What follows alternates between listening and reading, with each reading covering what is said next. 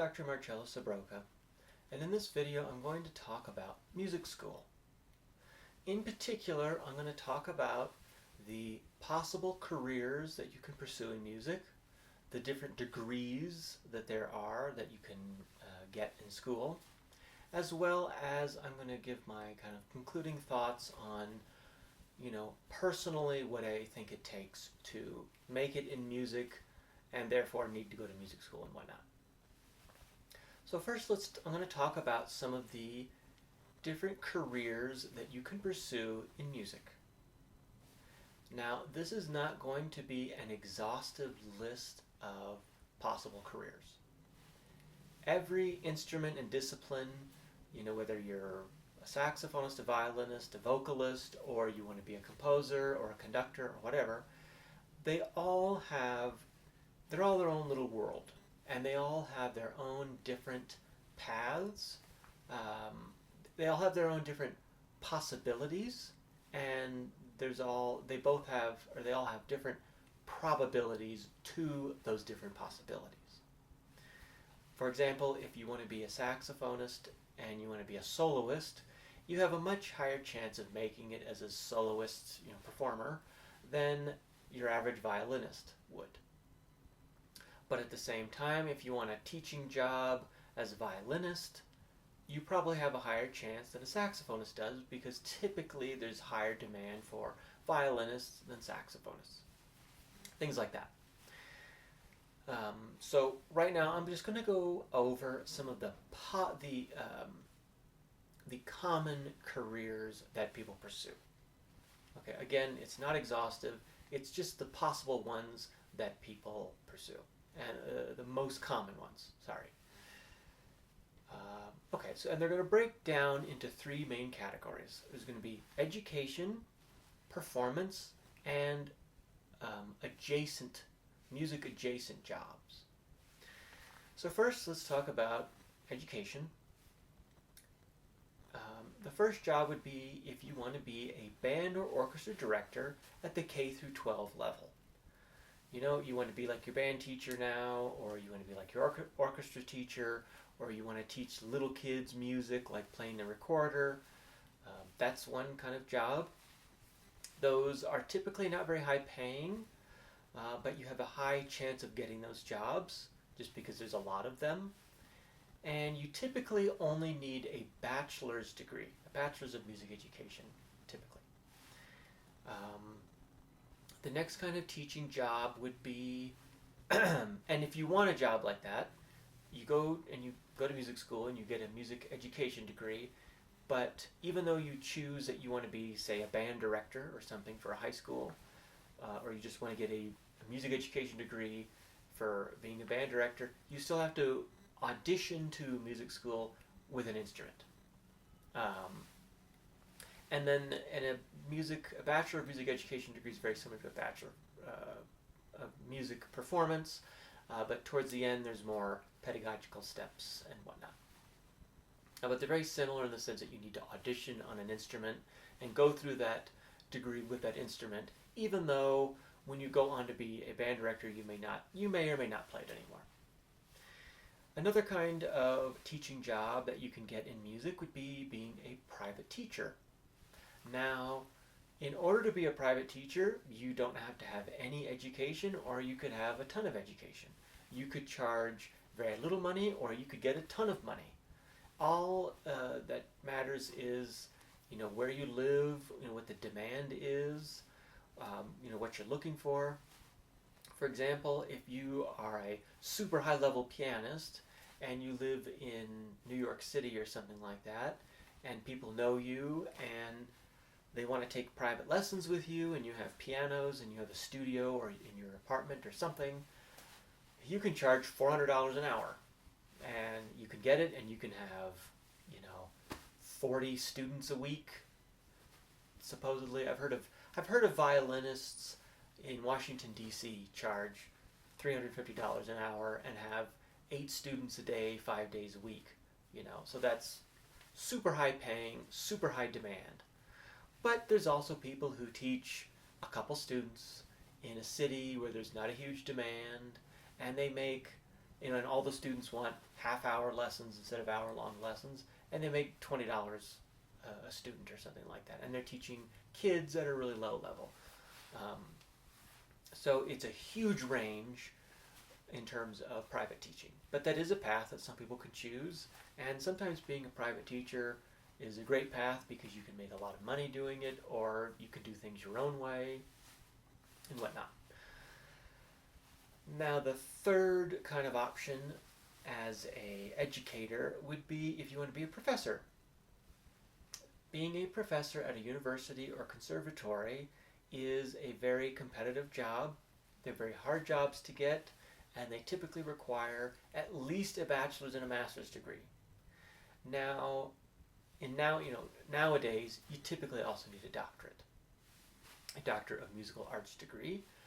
Or if you want to go and teach, let's say you went to school for a while and you decided, you don't want to teach an instrument and you'd rather teach music theory or musicology or something like that.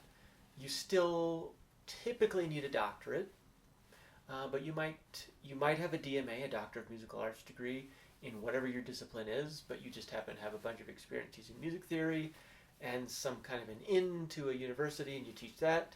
Or maybe you were a teaching assistant for music theory, or maybe you got a DMA or a PhD in music theory or musicology. Those are definitely very academic roles. There's no performing in them. It's much more like your traditional teacher, where you're teaching lessons a couple times a week to a class full of people, and you have assignments to create and grade and whatnot. Whereas when you're a performer and you're a performer professor, you're typically just giving private lessons to students. It's just in a university or conservatory setting. Though sometimes they'll have you also be in a committee, or maybe they'll have you help teach a theory class, or they'll want you to teach a business and music class or something like that. So being a professor can vary a lot. Sometimes it's just teaching your instrument. Sometimes it's having a very academic job, and sometimes it's somewhere in between the two. Being a professor, as opposed to a K through 12 teacher, the pay is higher. It's not. Sometimes it can be super high if you're really famous and you bring in a lot of students, and sometimes it's pretty average. Below six figures, but a solid income. And sometimes if you're an adjunct professor, which is like a part-time professor, you could be making really bad pay. You typically will just take on an adjunct position if, it's your second income, your family's second income, or it's it's a stepping stone to get a full-time position, and so on. But being a professor, it's a very competitive job. They're hard to get, and typically you need a doctorate. You have to have a master's for the most part, but in today's world, you typically need a doctorate. Okay, so that's the education side of jobs. Now let's talk about being a performer. Now, being a performer can range a lot. It can be from doing little local gigs to being, some famous soloist. And it can range from being in large ensembles to small chamber groups to being a soloist. Now, if you're just doing some little local gig, either you're a jazz musician and you're just kind of gigging all the time and you just pick up whatever gig, or it's more of a casual, fun thing for you, or you're scrapping by or something. But that's kind of a lower level gig, the local small ones. But in general, when we're talking about professional musicians, I'll break it down into the different kinds of groups for the most part. So you have your large ensembles, which is like, if you want to be in an orchestra, depending on your instrument, I'm a saxophonist, you can't be in an orchestra full time, so that's not really an option. But of course, if you're a violinist or whatever, or any kind of string player or percussionist, or a flutist or horn player, that's a popular route that people take.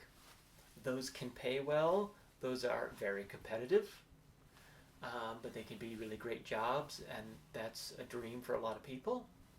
You don't necessarily need a doctorate for those, but you need to be very good, which may mean being in school that long or having, you know, 2 master's degrees or a performer certificate or whatever on top of a bachelor's degree. Another kind of large ensemble that people are in would be military groups, military bands, military orchestras, which just can be orchestra, band music, or jazz bands, or a mixture of them.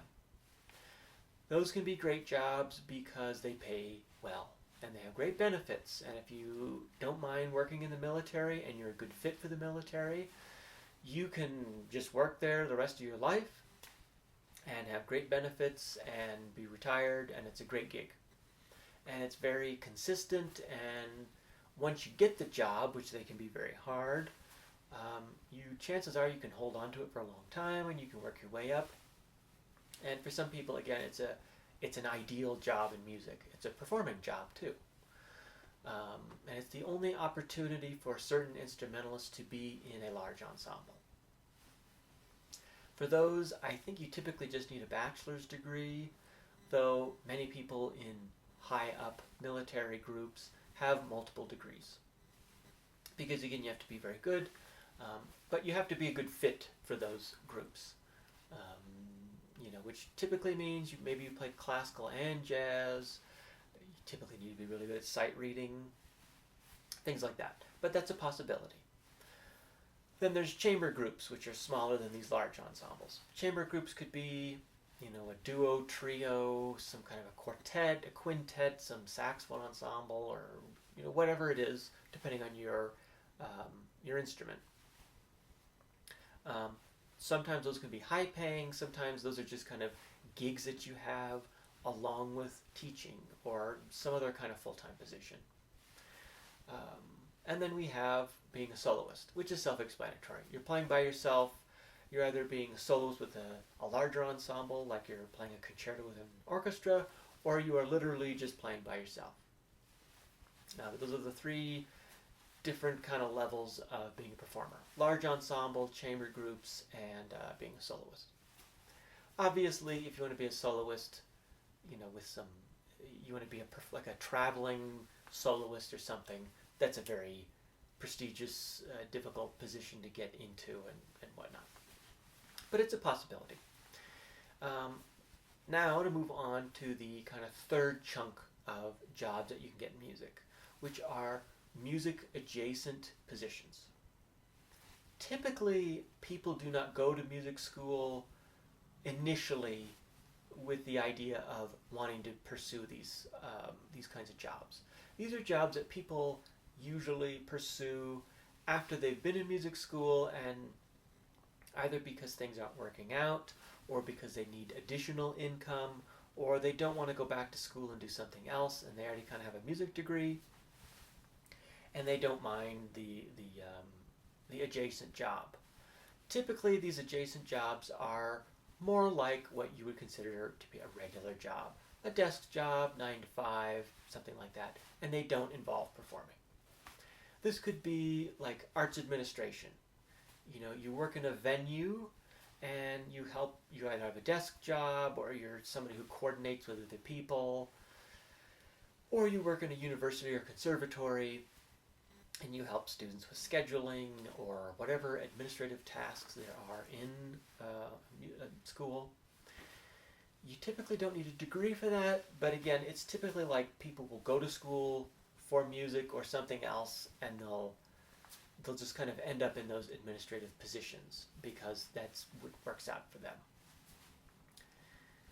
And you could either have like a business degree or a music degree, and they like people with music degrees because they kind of understand what's going on. And most of the training for arts administration positions are kind of like on-the-job training. There's also positions like being an artistic director, which again, you can't really go to school for that. That is a much more artistic position. That's where you decide the music that they play in the this or that orchestra or this or that venue for a season.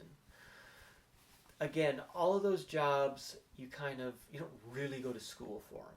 You know, you kind of get in somehow and then work your way up. I don't personally have a ton of experience with that, but just know that that is an option. And they're not really performance related. The next option would be like recording arts. So you're somebody who, you know, and again, this could be your full-time gig or a part-time gig. And this is something that you can go to school for this, and you can kind of self-teach yourself. You can kind of be self-taught and kind of develop your own freelance career doing this. And that is, you know, you understand how microphones work, you got all the wires, and you know how to do editing, and, you know, people pay you to record them. And you can even be a professor of it if you want. And you can work at universities and conservatories, you can work at venues, or you can just be some kind of independent person that goes around and records people. And so yeah, so that's a job people get. And again, it could be part-time or full-time. Some people, it's like their passion to be audio engineers, and some people it's just a side gig that they do to make more money. What else? Any other music adjacent positions? Okay, so in general, that's it. If I remember any more later, I'll bring it up. But you have teaching, performing, and music adjacent positions. Now let's talk about the different kind of degrees that you can get in music school. So at the bachelor level, you have a Bachelor of Music Education, which you would get if you want to teach K through 12, or you have a Bachelor of Performance. And you get a Bachelor of Performance degree basically for everything, other than if you want to teach K through 12. If you want to do some of those music adjacent positions, that's what you do, or if you want to go on to be a performer or a professor, typically you need the performance degree. But I think you can also get a music education degree, and if you're good enough and you get accepted into a Master of Music program, which would be the next step, you can do that too. Speaking of which, then we get to the master's level. There's Masters of Music and I believe there's a Masters of Music Education, which people get the music education, Masters of Music Education degree. People typically get that if, I think they just want to make more money or something, teaching band or orchestra at the K through 12 level. Otherwise, a master's degree is kind of more of a stepping stone degree. Either you do it because you want to then go on to get a doctorate, or because you just want to go and be in school longer and get better. Almost every position that requires performing means that you need to get good at playing, and that requires, you know, a lot of time practicing. And it's pretty hard to have time to practice if you're working a full-time job. And you also, you know, and so that's why people stay in school longer. And they just want to be around more musicians and get better and study with more people and whatnot. Before or after a master's degree, you can get what's called a performer certificate, which is really just, it's a certificate, it's not a degree, and it's really just taking lessons with a professor. It's basically like you're taking private lessons, but it's at a university. Maybe you do a recital, maybe you take a class or two, maybe you use it as an in to get into a university to then go and do another degree there. But that's just a degree where you just take lessons, basically.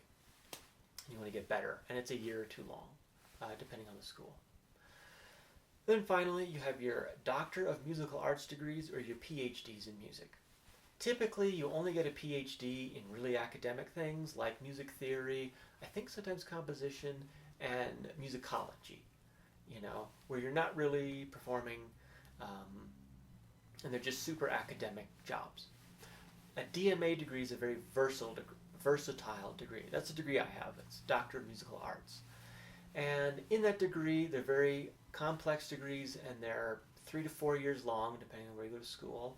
And they consist of classes, performing, and then you have all these like final exams, and you have to write a thesis or a dissertation. Just on a side note, most of graduate school, the master's and bachelor's degrees, or master's and doctoral degrees, a lot of it is writing. If you're somebody who doesn't like writing, then when you go on to do those degrees, you're going to be forced to do a lot of writing. That's just how they are. When you're a bachelor's student, the first couple of years you're taking the basics, you're taking music history, music theory, and then you can kind of choose a little bit more what you want to do later on. But then when you get into a master's or doctoral program, you're still taking some classes and you're still performing and doing recitals and taking lessons, but there's just a lot of writing. So that's just a side note that I wanted to add in there. Okay, so I spoke about jobs, I spoke about degrees, and now I'm going to talk about, or I'm going to answer the question, should you go to music school? Well, unless you just want to do some of those arts administration or music adjacent positions, if you want to do any of those other things, you basically need to go to music school. Now, could you get good enough at playing through taking private lessons with somebody and reading textbooks? Yes, you probably could. But there's no way around the fact that getting good at music takes a long time. And it's kind of hard to come up with another way, or putting yourself in a position where you're able to have the freedom and the time required to get good at all the different levels or all of the different aspects to music. Music theory, music history, performing, all of which is necessary if you want to be a performer or a professor. And so that's why people typically go to school. And typically the great teachers that you would want to study with are professors. So yes, you could get good enough taking private lessons, but it kind of won't matter to people, because if you want to make it as a musician, unless you're doing a different kind of music, which I have no expertise there, you typically need degrees. You typically need degrees to get in to be a professor. If you're a saxophonist like me and you just want to make all your money from performing, unless you are playing some other genres of music, you need to make money from something else, which is typically teaching. You don't have to do it that way, but it's common. And if you're going to be a teacher, unless you're going to be a private teacher, you typically need degrees. I don't want you to get confused with that. I don't want you to think that just because you have a master's, bachelor's, and a doctorate that you're going to get a job either. Just because you have those degrees doesn't mean you're an interesting candidate. Making it in music is very hard, no matter what. And I did say earlier that if you want to have a job teaching, K through 12, that's a relatively easy job to get. Same with a fair amount of arts administration jobs. But with the K through 12 jobs, being a band or orchestra director, even though they're not jobs that require a super high level of playing and a ton of schooling, you still need the same thing that you need in order to be a professor or a performer, which is you need to be dying to do music. That's the real answer is, if you're somebody and you're thinking about music school, you're probably thinking to yourself, it's really hard. Hopefully you realize how difficult it is to make it in music. And then you're asking yourself maybe like, do I have what it takes to make it in music? And to me, unless you're already older and you don't have the time anymore, if you're a young person, you're in your late teens, early 20s, and you're dying to, have a career in music, in my opinion, you should go for it. It's a wonderful thing to pursue. And you do not need to be the best in order to make it in music. You need to be good enough, which is very hard, and truth be told, most people don't get to that level. You need to be good enough, and you need to be dying to do this. I've seen plenty of people who were really talented when I was in music school, and they quit. Either because they're not into it anymore, or because they thought that music school was just going to be like band for 4 years or something like that. Or they just get tired of the competitive atmosphere, or they don't want to go to school for so long. And so that's why, to me, the talent is not the most important. You do need to be good enough to a level, at least to start with. But if you're really passionate about it and you're dying to do it, you will be amazed at how good you can get. And you'll be amazed that, maybe you did your bachelor's at some school that nobody knows about. But if you tried really hard, you could get into a really good master's program and doctoral program and whatnot. So that element of, really wanting to do it is the most important. And getting back to what I said earlier about being a band or orchestra director at the K through 12 level, those are easier jobs to get, and you typically only need a bachelor's degree. However, I've seen plenty of people go and pursue music education, and they quit. Okay, and they quit because the jobs don't pay that well, and they're a lot of work. Okay, and so that's why I was saying that what you need to be a good band or orchestra director at the K through 12 level is just as necessary if you want to be a professor or a performer. You need to love it, otherwise it's just not worth it.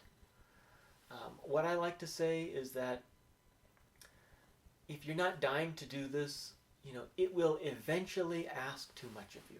Either, you get tired of being rejected, or you'll have to be really patient, getting a job or getting into a program, and you'll just be like, this is not worth it. And that's why it's really only worth it for those out there who are dying to do this. And that, again, that doesn't matter if you're going to be a band director or you want to be some soloist. You need to be dying to do this. Now, if you're on the edge, let's say you're 18 years old or in your early 20s, and you can't really decide, should I go on to do music school or not? In my opinion, if you think you'll love it, then you should go for it. It's not a big deal to drop out or switch degrees. It just isn't. It might be really inconvenient to you at the time. You might feel a little shame for quitting something, but you'll be back on track to doing something else, and you will remember it as just a little blip in your life. It's really important. It's not a big deal to change paths. Furthermore, if you're somebody who's deep into music, maybe you've done a degree or 2 or 3, and you just don't want to be in that world anymore, you can quit. You can go do something else. I have seen it happen multiple times where somebody does a bachelor's and sometimes even a master's degree in music, and they go back to school for pre-med or to be a lawyer. I've seen people have doctorates, and they either drop out right before they finish, or they even finish the doctorate and go on to get a job, and they decide to go do some coding boot camp or whatever because they're tired of the struggle of music and they just want to make some more money. So, especially to those of you who are young and you're thinking about going to music school, if you're really interested in it and you're just a little scared, my opinion is you should go for it because it's not that big of a deal to switch if you don't like it. And if you end up loving music, you can just dig deeper and deeper and get into it, and you will probably get way better than you thought you could ever be. Now, the last thing I'm going to say is, I remember at my last school, the professors would tell the students that nobody is coming to save you if things don't work out for you. If you go and get your degrees and you start looking for work and nothing's working out, nobody's coming to save you. As much as I agree with that, because, this is a hard thing to make it in. It's amazing how many people go to music school and they're not aware of how difficult it is to make it in music school, which is just, I can't believe that, but whatever, everybody's different. They would, nobody's coming to save you. You need to figure things out. You need to be the one who figures things out for yourself. Okay, you can't wait for your professors or the school to tell you what to do. You have to be the one always connecting the dots and understanding, what to do next. So that's good.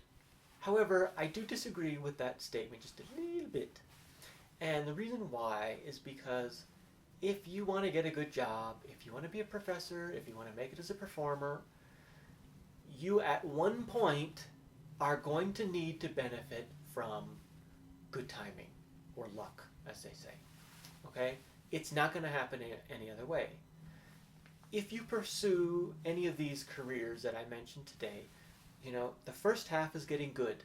getting good at playing your instrument, whatever, for example. And that might take 10 years. Okay, but then once you get good, then you have to make it. You have to get that professor job. You have to get that position in a military band or an orchestra or whatever. And that is not going to happen just because you worked really hard. Okay, whether people want to admit it or not, you get those things because you just got lucky one day. Okay, it's just, I mean, it's the same thing with getting into different, getting into a master's program or a bachelor's or a doctoral program. Somebody has to decide, I'm going to choose you. I'm going to give you a chance. And that is rarely a question of excellence. It is almost always a question of fit.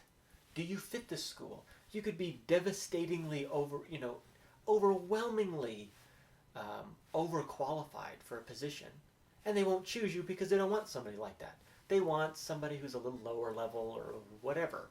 I can't tell you how many professors I've had where they have rejected really good playing students for slightly lower playing students because these slightly lower playing students would be a better fit for the school. They just fit the style better. Maybe you're a better fit for that university as a professor, than this other person, but that other person, they have more experience and they have all these things, but the school's going to choose you because your personality and whatnot just fits the school better. There is no shortage of surprises that I've seen in my experience with music. I've seen it where certain professors got fired, or they didn't get chosen, and then they some other random person you never heard of gets chosen. Okay, and so that plays a significant element in one's career, that element of luck. If you're patient enough, I do believe that we all benefit from good timing eventually, but you have to stick with it in order for that to happen. And you're only going to stick with it if you're dying to do this. Okay, so should you go to music school? I'd say yes, you should go to music school if you're dying to do this. Thank you so much for watching. If you have any questions or comments, please leave them down below, and I'll see you in the next video.